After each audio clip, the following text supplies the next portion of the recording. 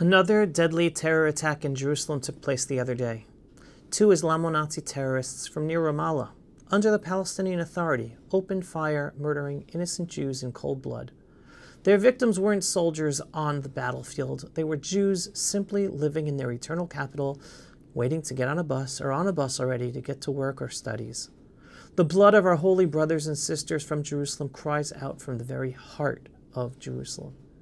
And even in the tragedy, we witnessed unbelievable heroism. A number of ultra-Orthodox Jews with guns, civilians, and an IDF soldier were the ones to stop the massacre and kill the terrorists. It was supposed to be a bloodbath.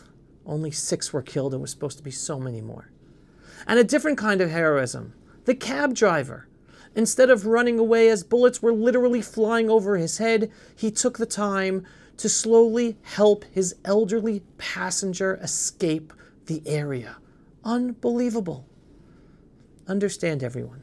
There's a direct line between the catastrophic collapse of Israel's security services on Simchat Torah, October 7, 2023, and today's wide-open breach in Jerusalem, our holiest city.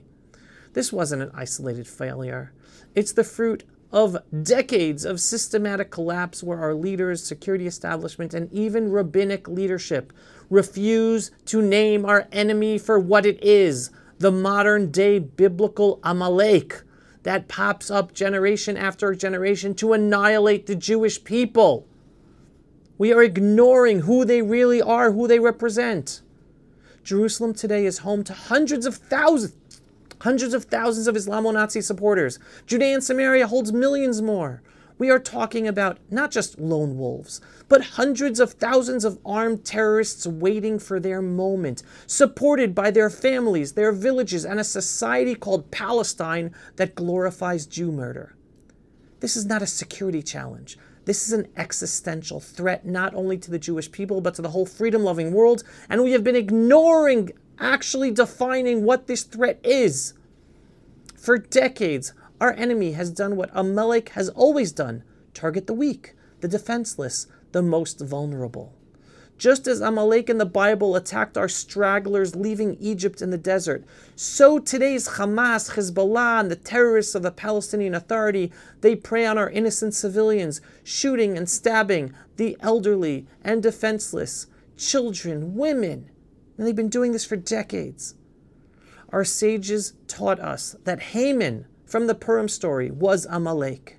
And the Jews then wiped out Haman and his Persian followers who intended on massacring the Jewish people, stopping their genocidal plan in its tracks. Is anyone really surprised that history is repeating itself? The Nazis, Haman, Amalek, and the Islamo-Nazis of today, it's all the same genocidal evil dressed in new clothing with different names. Yet we keep pretending. Even Israeli Prime Minister Netanyahu reacted to the terror attack the other day saying once again, quote, "We are at war against terror." No, no, and again no. This is not a war against terror, against rockets, against tunnels, or against terrorists. This is a war against Sunni and Shiite Islamic jihadism, the latest incarnation of Amalek, an ideology that educates its children to murder Jews, glorifies bloodshed, and rewards terror, and yes, even to stab children. The Palestinian Authority, not just Hamas, literally pays salaries to terrorists based on how many Jews they succeed in killing. United Nations-funded schools in Gaza, Judea, and Samaria teach children to murder Jews and destroy Israel. And all of this is bankrolled by the international community, the Western countries, the freedom Western countries of the world. Billions upon billions of dollars have been poured in for decades, not to build hospitals or schools, but to build rockets and fund murder and pad their own personal bank accounts. Right? The Palestinian Authority and Hamas leaders are all billionaires. Oh, how did that happen? This is not just Israel's tragedy. This is a global scandal, and it's a danger to the whole freedom-loving world. Because the same jihadi death cult that targets Jews in Jerusalem also targets Christians in the Middle East, in Africa, Yazidis in Iraq, French in France, Swedes in Sweden, British in Britain, and Americans in America. If Israel does not crush this modern Amalek masked as Islamo-Nazis today, no country will be safe. And yet, we continue to delude ourselves with talk of coexistence, ceasefires, and peace processes. We allow a genocidal ideology to live among us, inside our borders, and then wonder why Jews keep being murdered in our cities, and Europeans or Americans keep on being affected also by Islamic terror. Our Torah is crystal clear. Amalek cannot be allowed to exist, and we are not allowed to have God's name desecrated in His holy land. The Torah repeats that message over and over again. His holy land is for holiness. Desecration of His name cannot be allowed in His holy land. The two greatest desecrations of God's name are Jews being murdered and an evil death cult existing in His holy land that kills Jews. Every Jew murdered simply for being a Jew is sanctified as one who died for the sake of God's name. They are considered holy. But we did not return to our homeland after thousands of years to be sovereign, to die holy deaths. We returned to live holy lives and get rid of the evil in the Holy Land. That means building a nation rooted in Jewish strength, pride, and sovereignty, and it means putting an end to the murder of our people and eradicating the evil in the land, including the evil death cult called Palestinians that live in God's land. That is the greatest sanctification of God's name. Our leaders, especially our rabbinic leaders, must inspire us with this vision and lead us with courage and clarity that evil cannot be here. It should be other places, not here. And we have to stand up for that. It's time to uproot every last nest of this genocidal death cult called Palestine from God's land. It's time to fully reclaim and resettle every inch of our God-given land with holiness, with our lives. It's time to stop pretending that this invented identity called Palestinians is other than a modern reincarnation of Amalek. And it's time to tell the truth. Only Arab Muslims who are loyal to the Jewish state, who reject terror, and who understand how blessed they are to live together with Jews in a sovereign Jewish country, with more rights and freedoms than anywhere else in the Arab Muslim Middle East. Only those Arab Muslims can remain to live here. All the others must go live in Muslim countries that support their genocidal Islamic jihadist ideology. They can't live in Israel. This isn't out of vengeance, but out of necessity for our survival, for the survival of civilization, and for the holiness of the land of Israel, as God clearly tells us in the Torah time after time. This is not Islamophobia. It is not about hating all Muslims, because any peace-loving Muslim that wants to enjoy the benefits of living with us in peace is welcome to live here in peace with us. It is about confronting a genocidal ideology that threatens us all. Those Muslims who genuinely wish to escape the evils of Islamic jihad, original, and embrace the freedoms of Israel may stay.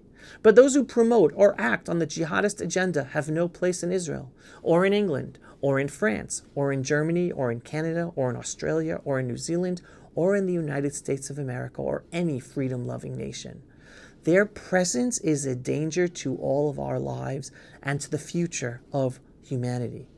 And any freedom-loving country that wants to survive must have those Muslims who support Sharia law in their countries leave. They cannot remain in any of our countries. They have to go back to their Arab, Muslim, Middle East countries.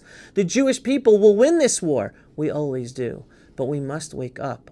We must stop deluding ourselves and call the enemy by its true name. This is a modern-day Amalek. And the Torah commands us to confront Amalek with clarity, with courage, and with faith.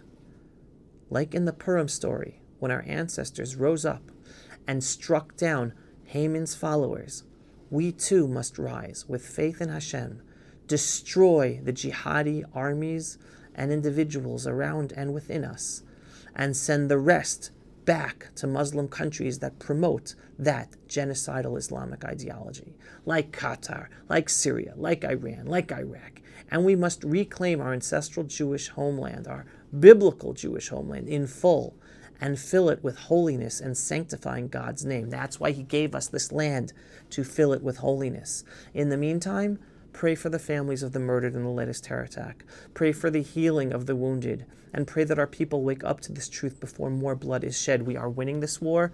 This 9-front war that I talked to you about all about, and we will win it. We are in the midst of an unbelievable redemptive process, with God providing us with so many unbelievable miracles that are just happening naturally in this war. We just want to hasten this process to end this war by waking up more people, and more Jews specifically, as quickly as we can. In the meantime, strengthen your faith in Hashem above. We got this. It's up to us, and it's up to Him. And it's up to recognizing the evil and getting rid of the evil in our midst. They're not all evil, but we must get rid of the evil in our midst that ruins it for all of us. Am Yisrael Chai. If you are not yet a subscriber to our daily, belief-based, inspiring, politically incorrect, truthful videos about Israel, the Jewish people, and the freedom-loving world, what are you waiting for? Go to pulsevisual.com and click to subscribe today. And yes, we are a donor-based operation. We need your donations for support in order to make these videos and get our videos seen and do all the work we do. So every once in a while, whether a large donation or a small donation, just go to pulsevisual.com and click on the donate button. Shalom, everyone, and thanks for watching. Pulse of Israel, frontline videos from the Holy Land. Support our work by donating today.